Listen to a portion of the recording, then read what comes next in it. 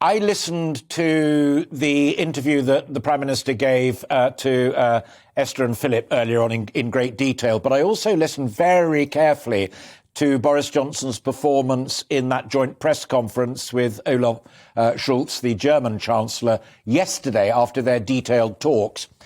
Tom, did the Prime Minister impress you with his detailed determination on arming and backing Ukraine to what he called the necessary victory? Well, look, it's quite clear that the Prime Minister has really picked up his game on this. And I have to say, I thought Anthony Seldon's point about Prime Ministers reinventing themselves was interesting because, I mean, it's not an enormous secret to say that I have been critical of some of the Prime Minister's work in the last 5 years, particularly when he was Foreign Secretary. As you know, my job is to scrutinise and hold Foreign Secretaries to account. And I did that with him, and I've done that with 3 others as well. But I have to say, the response to Ukraine has been something that has impressed me. I think that the British government has done well, and clearly the leadership of the Prime Minister is important in that. And I think Ben Wallace has done well.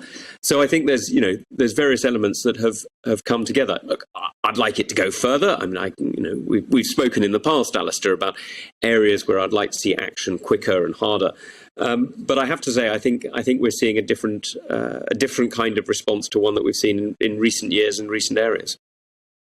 That one of those that was an immediate standout when I knew I was going to be talking to you was what the Prime Minister said about China, and I will come to that in just a moment because I know you've spoken at length about it and written at length about it. But just before we get to that, one other thing I wanted to ask you was whether or not you thought that Boris Johnson had got the, as it were, the geopolitics of all of this right. Con Coughlin, who I know you know well from The Telegraph, and also Philip Ingram, former military defence, military intelligence guy in the studio.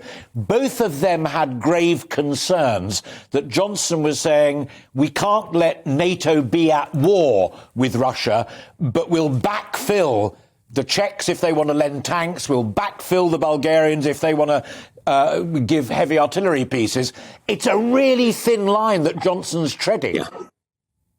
It is a really thin line, and let's not pretend it's not.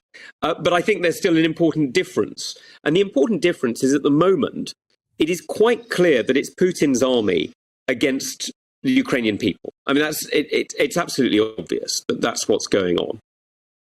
As we equip and as we arm, that is what I'm afraid happened throughout the Cold War. We equipped and we armed each other's proxies against each other. We did so in Afghanistan most famously, but actually in other parts of the world as well.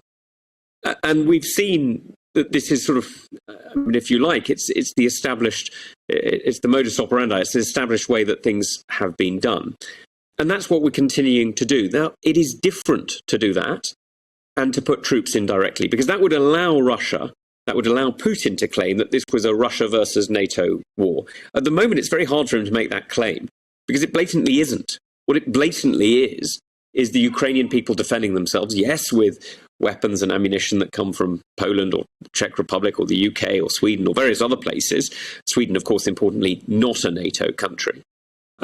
But it's not NATO against Russia. It's Putin against the Ukrainian people. And I think that is an important distinction. Yes, it's a fine one, but it is an important distinction. And here's the other twist to that, which troubles me personally, and that is Con Coughlin was very clear saying, you've got to remember throughout all of this that you're basically dealing with a madman, a deluded guy, and Boris told Philip and Esther this morning in the interview as well that essay about Ukraine's not a real country was clearly a work of fiction from a madman as well. If that's the case, Tom, then he will clutch at excuses. He will clutch at lies to say, that's why I'm now launching tactical short-range weapons from Russia into Ukraine or, God forbid, beyond.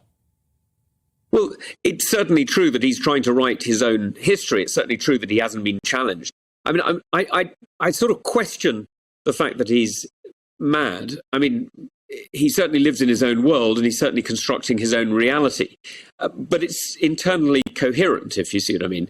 He genuinely believes that the Russian Empire was a good thing. I mean, I think nobody else does, but he genuinely believes that the Russian Empire was a good thing, that the Soviet Union was a force for good in his own world. I mean, this is a person who has an internally coherent logic, even if that logic frankly, doesn't bear scrutiny.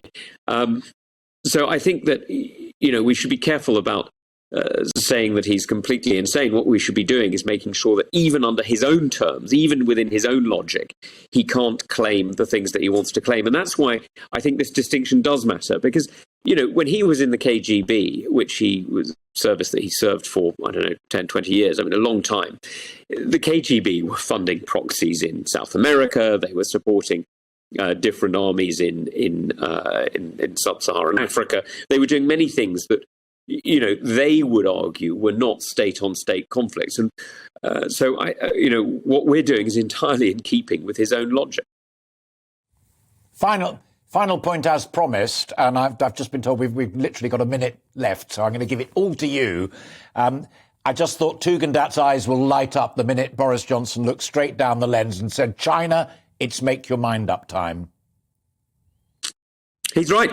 He's absolutely right. Look, you know, we've all got to make our minds up about the way we wish to see the world going. And frankly, for those of us who care about, you know, the petrol prices that we're seeing on the high street, or seeing the food prices rising, and the pressures that's putting on families in, you know, the community I'm lucky enough to represent in Kent and the whole of the United Kingdom. You know, the same is true in China. If you think that we're the only energy importers, look at China. If you think that we have enough problems with importing food, look at China. You know, China has got a real choice to make at the moment. And the choice that they make will set them either on a path that will see their people and ours prosper and, you know, see prices come down, see opportunities go up, or sadly, it will set us in a different path, and one that will see them fail and have severe consequences for us too.